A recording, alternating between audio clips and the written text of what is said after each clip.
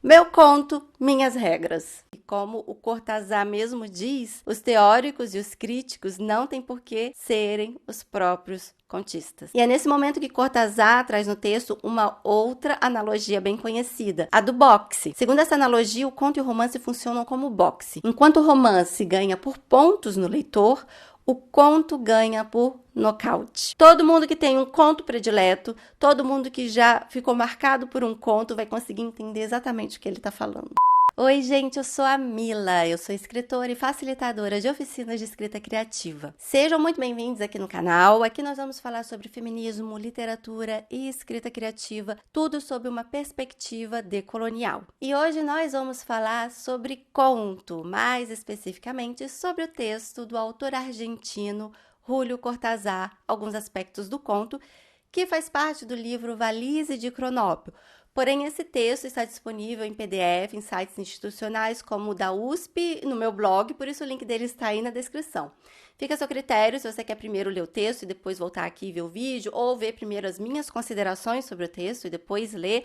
Mas, de qualquer forma, já deixa o seu like aqui no vídeo. E se você ainda não se inscreveu no canal, inscreva-se, pois vem por aí vários vídeos sobre contos. Este aqui é apenas o primeiro. Vocês também podem me encontrar no Instagram e no Twitter. Lá eu faço enquetes. Vocês podem ver os bastidores de gravação. Então, o Instagram é @milasgama, o Twitter é @camicausos. Então, assim, como eu disse, eu tô sempre fazendo enquetes por lá sobre os temas dos próximos vídeos. E a última enquete foi entre resenha de livro de ficção, resenha de livro feminista, vídeos sobre contos e teoria da literatura.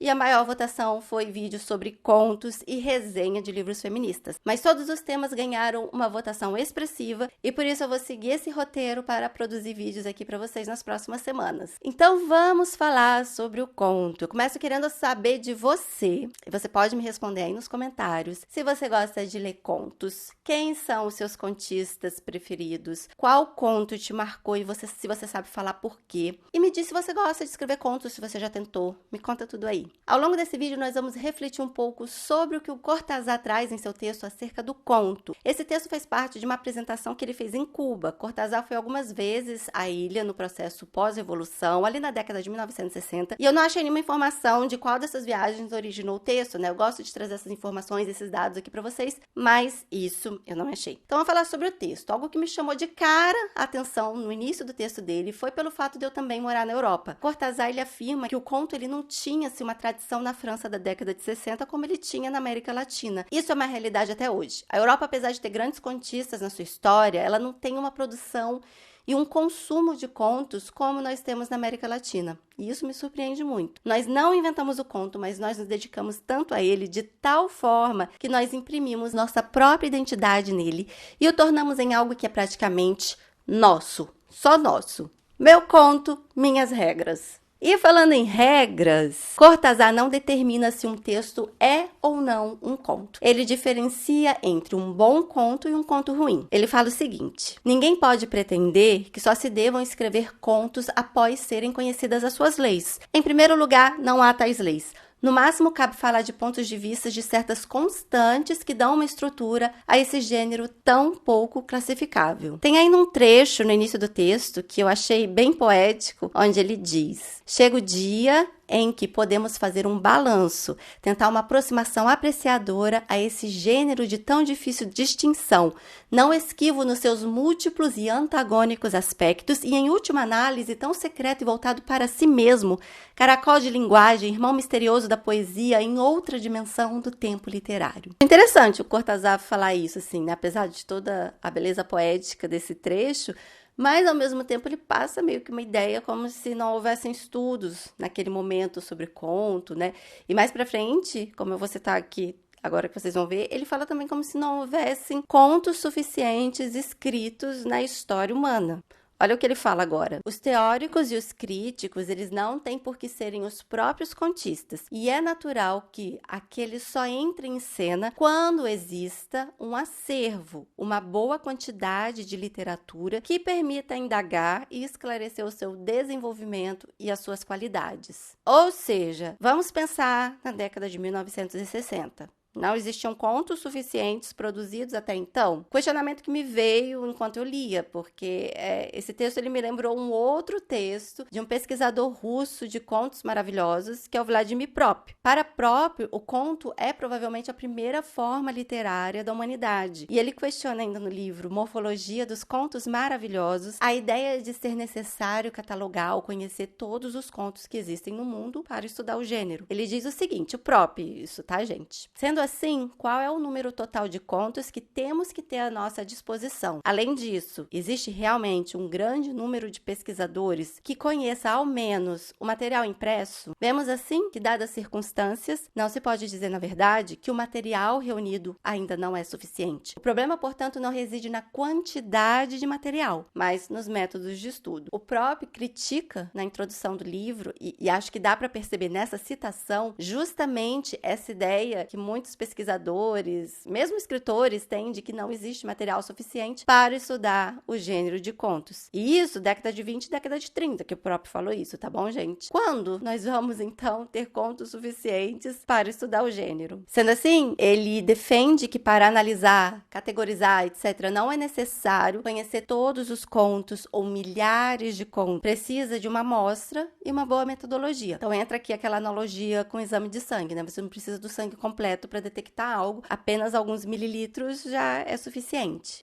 E aí eu fiquei pensando que o Cortázar talvez ele não conhecesse o trabalho de Prop, pois o Prop ele foi perseguido por Stalin, né? E, enfim, seu trabalho publicado ali na década de 20, 30, ele caiu por muitos anos em esquecimento. Mas, de qualquer forma, é importante lembrar que, como o Cortázar mesmo diz, os teóricos e os críticos não têm por que serem os próprios contistas. Isso não significa que ele desconsidera a importância de definir o conto, porém ele critica o quanto a discussão fica no abstrato de categorias. Cortázar defende a necessidade de uma ideia viva, concreta, menos abstrata do que é um conto. E ele afirma o seguinte: mas se não tivermos uma ideia viva do que é o conto, teremos perdido tempo, porque um conto, em última análise, se move nesse plano do homem, onde a vida e a expressão escrita dessa vida travam uma batalha fraternal, se me for permitido o termo. E o resultado dessa batalha é o próprio conto, uma síntese viva, ao mesmo tempo que uma vida sintetizada, algo assim como um tremor de água dentro de um cristal, uma fugacidade numa permanência. Só com a imagem se pode transmitir essa alquimia secreta que explica uma profunda ressonância que um grande conto tem em nós e que explica também porque há tão poucos contos verdadeiramente grandes. E a partir daqui, Cortázar tenta definir conto a partir de uma comparação com o romance. Ele ressalta que o conto parte da noção de limite. É muito importante a gente manter em mente essa ideia de limite quando a gente fala do conto. O limite não é um defeito do conto, e sim, talvez, a sua maior força, pois esse limite é colocado de forma consciente e abrange todos os aspectos da narrativa de um conto. Para exemplificar a ideia desse limite, o autor argentino traz a sua famosa analogia entre o conto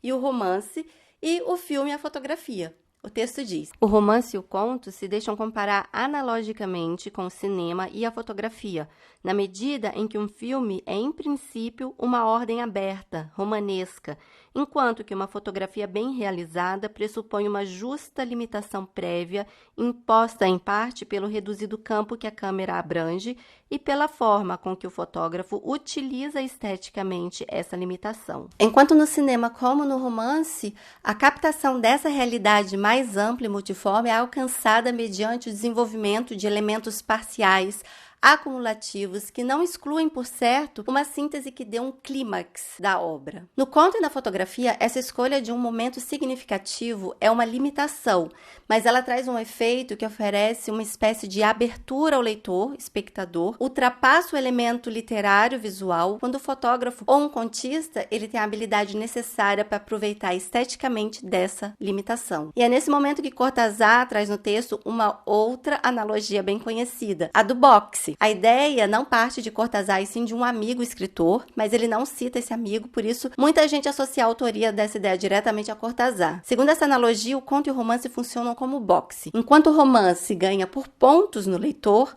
o conto ganha por nocaute. Isso não diminui, porém, o trabalho do contista de minar as resistências do leitor desde um princípio. Porém, um contista jamais usa elementos gratuitos ou meramente decorativo, pois o contista sabe que não pode proceder acumulativamente e que não tem o tempo como aliado. Ou seja, a essência do conto é a limitação, não apenas a quantidade de páginas ou palavras, mas também em relação a todos os aspectos da narrativa, inclusive o tempo e o espaço. Tanto o tempo e o espaço que fazem a ambientação da trama, como o tempo que o leitor está disposto a doar para a leitura. O Edgar Allan Poe fala sobre isso no ensaio A Filosofia da Composição, quando ele relata ter escrito o poema O Corvo para ser lido em uma sentada. Por isso mesmo, ele determinou que deveria ter 100 linhas, o que acabou no fim extrapolando para umas 108, se eu não me engano. Mas apesar disso, a Filosofia da Composição, ela é uma produção, é uma obra sobre poema, mas ainda assim o texto, ele é muito utilizado para se pensar na construção de narrativas em geral, pois ele mostra, né, o trabalho do planejamento de uma narrativa, né, o que tira aquela aura mística em cima do escritor. Então é um texto bem interessante para quem quer escrever contos, para quem quer escrever poemas, mas também para quem quer pensar na narrativa como algo mais estruturado, mais planejado. Fica a dica, eu posso voltar, né, e falar em algum momento sobre esse texto aqui com vocês, mas agora a gente volta aqui pro texto. Eu só quis mesmo citar porque a filosofia da composição é bem interessante, está muito impregnado praticamente em todos os outros textos mais contemporâneos, né, mais modernos que a gente tem sobre a produção textual. No caso da ambientação do conto, ou seja, o tempo e o espaço dentro dessa narrativa, eles têm de estar como que condensados, submetidos a uma alta pressão espiritual e formal para provocar essa abertura que o autor se referiu antes. O texto segue, então, com a divagação sobre o que torna, então, um conto bom ou ruim. Ele afirma que não é a escolha do tema. Em literatura, não há temas bons ou ruins. Há somente um bom tratamento ou um tratamento ruim do tema. Cortázar introduz, então, 3 termos que vão guiar o resto do texto, que é significação, intensidade e tensão. Ele vai trabalhar com essa relação tema, significação, intensidade, tensão. E aqui eu cito algumas passagens do texto. Um conto é ruim quando é escrito sem essa tensão, que se deve manifestar desde as primeiras palavras ou desde as primeiras cenas. Um conto é significativo quando quebra seus próprios limites com essa explosão de energia espiritual que ilumina bruscamente algo que vai muito além da pequena e às vezes miserável história que conta. Essa parte precisa ser comentada, pois ele discursa intensamente sobre autores que conseguem pegar recortes do cotidiano, de histórias simples, miseráveis, e fazer com que elas transcendam seus significados no leitor. Causa uma ruptura no cotidiano que vai para além mesmo, né, do seu próprio argumento. A ideia de significação não pode ter sentido se não a relacionarmos com as de intensidade e de tensão, que já não se referem apenas ao tema, mas ao tratamento literário desse tema, a técnica empregada para desenvolvê-lo. Então, a relação escolha do tema e tratamento do tema se dá da seguinte forma, segundo Cortázar. Nós temos o ângulo da pessoa contista, ou seja, seu posicionamento diante da vida, suas ideologias, sua visão de mundo. O contista escolhe o tema, o acontista. Às vezes é uma escolha consciente, às vezes o tema se impõe. Importante entender que sempre há tema. O tema é excepcional. Isso não por ser extraordinário fora do comum, muito pelo contrário. Muitas vezes o extraordinário está no trivial e no cotidiano. Porém, o tratamento deste tema vai torná-lo como um ímã que atrai o sistema de relações conexas. O tratamento do tema deve refletir a maneira como ele coagula no autor, posteriormente no leitor. O tema deve ser como o Sol, em torno do qual gira todo um sistema planetário. A tarefa do contista é ser esse astrônomo das palavras. Eu acho incrível como que mesmo no ensaio, ele consegue trazer, consegue realmente fazer isso que ele tanto defende, tirar as ideias do abstrato, ele consegue fazer com que a gente tenha essa visão tão figurativa, mas tão concreta do que é um conto. Então, o tema faz com que tudo gire ali ao redor dele, né, como um sistema solar.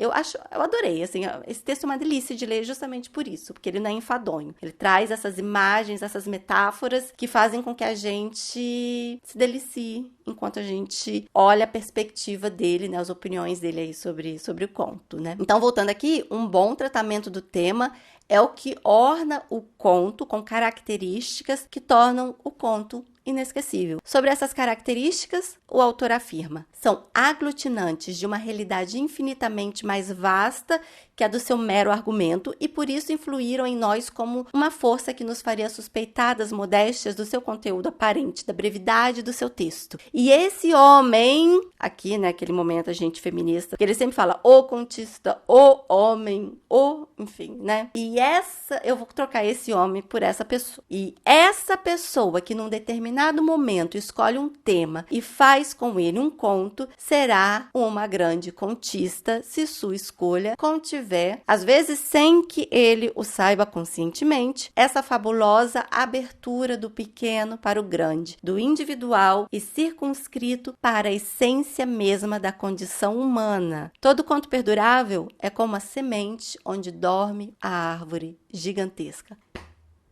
Eu perdoo ele por ele usar o tempo todo a palavra homem, tá bom? Porque é muito lindo isso aqui. Então, vamos concluir aqui a ideia dele. Essa árvore crescerá em nós, inscreverá seu nome em nossa memória. Todo mundo que tem um conto predileto, todo mundo que já ficou marcado por um conto vai conseguir entender exatamente o que ele está falando. Essa parte da abertura do pequeno para o grande, do individual para a essência da condição humana, nos lembra bastante o quê? Conceição Evaristo, no que ela diz sobre a escrevivência. Essa ideia da escrita de nós, essa conexão que a história cria com a história do coletivo, dos leitores. E para que esse contista, essa contista, esse contiste consigam criar esse elo entre seus temas e o leitor, o cumprimento ou o fracasso de um ciclo que é o leitor, né? É necessário que se exerça o que Cortázar diz de ofício de escritor. Ele afirma que em literatura não valem boas intenções.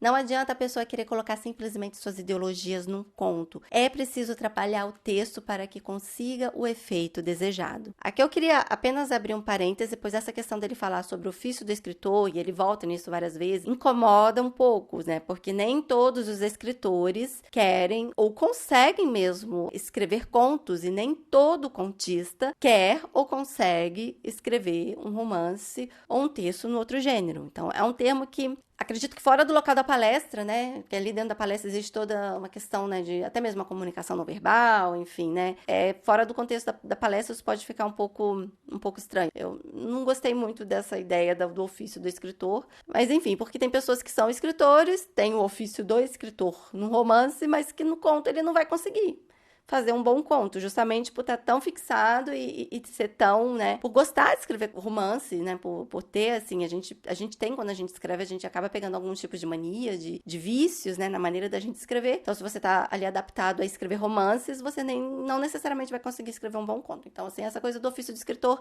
é um termo que eu acho que poderia ser outro termo, o ofício do contista, por exemplo, mas ele vai usar várias vezes. Isso foi um termo que me incomodou e por isso eu tô querendo falar isso aqui com vocês. Então, voltando aí a essa ideia aí do ofício do escritor e tal, né? Ele vem e fala sobre como que isso influencia, por exemplo, a intensidade e a tensão da narrativa, né? Que é o que faz com que o contista consiga transmitir ao leitor o impacto do tema, assim como ele próprio sentiu.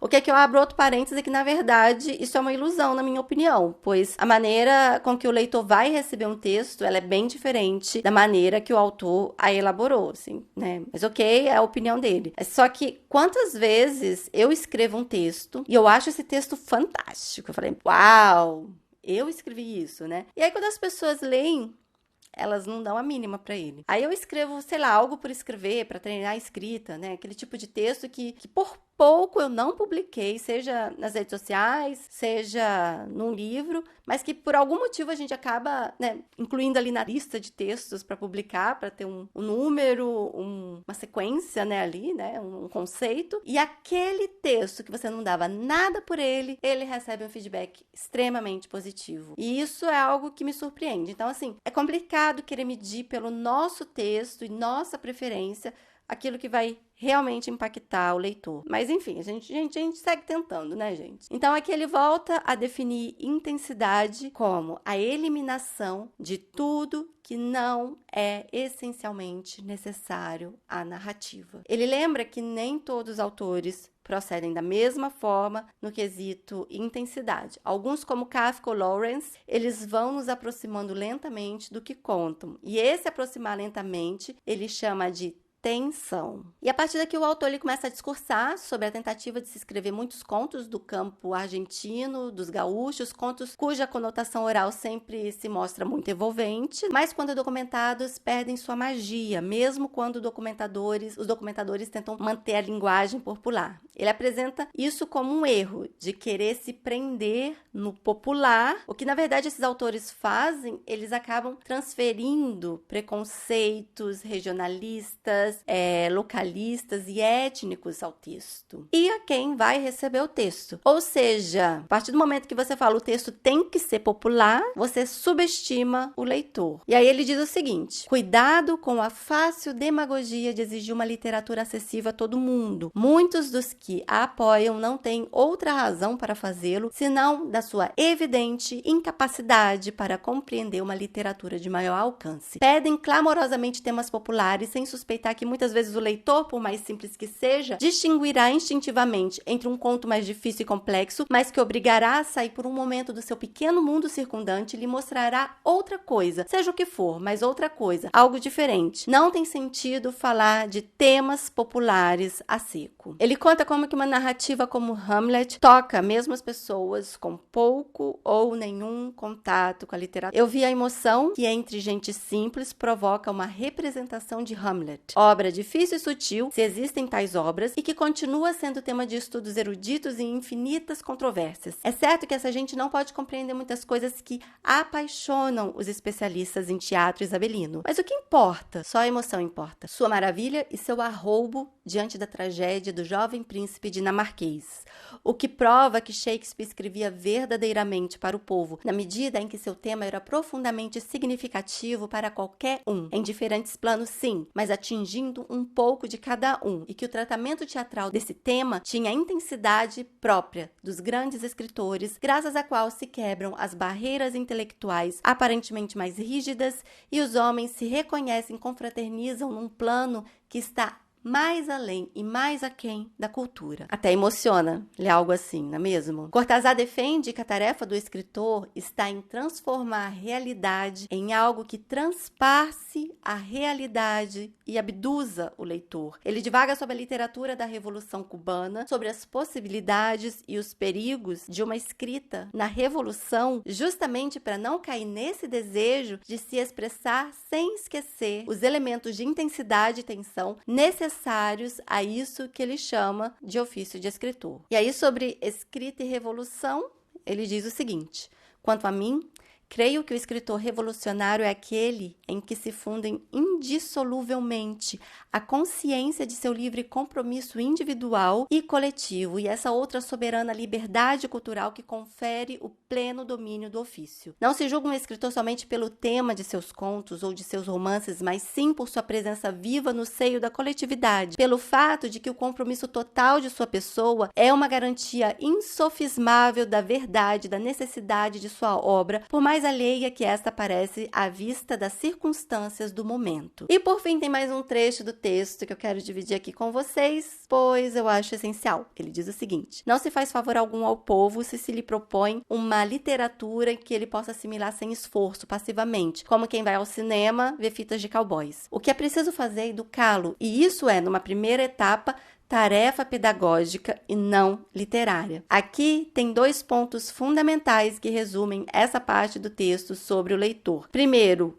que o autor jamais subestime seu leitor. Segundo, não é tarefa da literatura educar. Mais uma vez, não é tarefa da literatura educar. Isso é tarefa da pedagogia. A literatura ela pode ensinar coisas, mas isso vem do confronto de ideias, de realidades, de vivências, de experiências entre autor, texto, leitor. E não da maneira intencional como a pedagogia faz. Agora, resumindo tudo, isso que foi falado aqui, o conto é um gênero com limites. Esses limites, se bem trabalhados esteticamente, dão a ele a força que os contos inesquecíveis têm. A limitação se dá tanto na ambientação, e ele não fala aqui nos personagens, mas no outro vídeo eu vou voltar nesse ponto dos personagens, como no uso econômico de palavras. Não para bater uma meta de quantas palavras se deve ter num conto, mas sim para causar o efeito de significação, intensidade e tensão no texto, que prende, surpreende e extrapola a realidade contada nesse mesmo texto. A partir dessa perspectiva, fica claro que a escolha do tema, por mais importante que ela seja para o autor, seja ela consciente ou não determina a qualidade do texto. É o tratamento do tema que importa. Da mesma forma que querer trazer ideologias para o texto ou tentar fazer um texto popular e acessível não é o que vai determinar a qualidade do texto. Em primeiro lugar,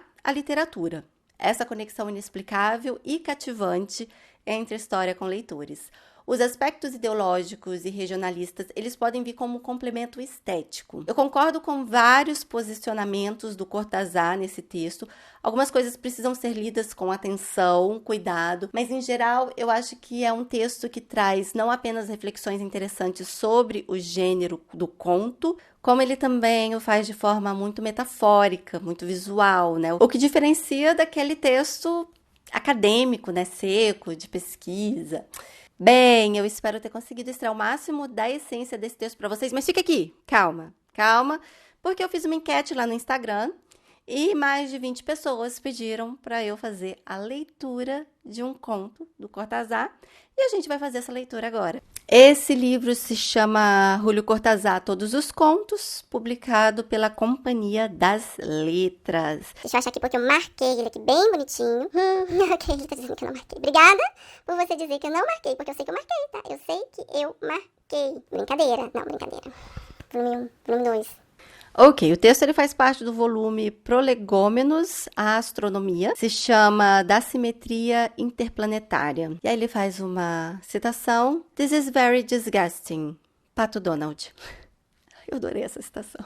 Assim que desembarquei no planeta Faros, os farenses me fizeram conhecer o ambiente físico, fitogeográfico, zoogeográfico, político-econômico e noturno de sua cidade capital, que eles denominam 956. Os farenses são o que aqui denominaríamos de insetos. Têm altíssimas patas de aranha. Aranha não é inseto, tá, gente? É aracnídeo, mas tudo bem. Supondo uma aranha verde com pelos rígidos e excrescências brilhantes, de onde nasce um som ininterrupto, semelhante ao de uma flauta, e que, musicalmente conduzido, constitui sua linguagem. De seus olhos, modo de vestir-se, sistemas políticos e procedimentos eróticos, falarei em outra ocasião. Acho que gostavam muito de mim. Expliquei-lhes, mediante gestos universais, meu desejo de aprender sua história e seus costumes. Fui acolhido com inegável simpatia. Passei 3 semanas em 956. Foi o suficiente para eu constatar que os farenses eram cultos, amavam os poentes e os problemas de lógica. Faltava conhecer sua religião e, para tanto, solicitei dados com os poucos vocábulos que possuía, pronunciando-os através de um apito de osso que fabriquei com destreza. Me explicaram que professavam o monoteísmo, que o sacerdócio ainda não havia perdido totalmente o prestígio e que a lei moral determinava que fossem passavelmente bons. O problema atual parecia constituir em Ili. Constatei que Ili era um farense com pretensões de cinzelar a fé nos sistemas vasculares. Corações não seria morfologicamente correto e que estava em vias de consegui-lo. Levaram-me a um banquete que os notáveis de 956 estavam oferecendo a Ili. Encontrei o heresiarca no alto da pirâmide, mesa em Faros, comendo e pregando. Ouviam-no com atenção, pareciam adorá-lo, enquanto Ili falava e falava. Eu só consegui entender umas poucas palavras. Por meio delas, passei a ter Ili em alta conta. De súbito, tive a sensação de estar vivendo um anacronismo, de ter retrocedido às épocas terrestres em que se gestavam as religiões definitivas. Lembrei-me do Rabi Jesus. O Rabi Jesus também falava, comia e falava, enquanto os demais o escutavam com atenção e pareciam adorá-lo. Pensei, e se esse aí também fosse Jesus? Não é novidade a hipótese de que o Filho de Deus, bem que poderia passear pelos planetas convertendo os universais, porque haveria de dedicar-se à Terra com exclusividade. Já não estamos na era geocêntrica. Concedamos-lhe o direito de desempenhar sua dura missão em todos os lugares. E ele continuava doutrinando os comensais. Pareceu-me cada vez mais que aquele farense podia ser Jesus. Que tremenda tarefa, pensei. E monótona, inclusive. Falta saber se os seres reagem igualmente em toda parte. Será que o crucificarão em Marte, em Júpiter, em Plutão? Homem da Terra, senti brotar em mim uma vergonha retrospectiva. O Calvário era um estigma conterrâneo, mas também uma definição. Provavelmente havíamos sido os únicos capazes de tamanha patifaria. Cravar o Filho de Deus no madeiro. Os farenses, para minha absoluta confusão,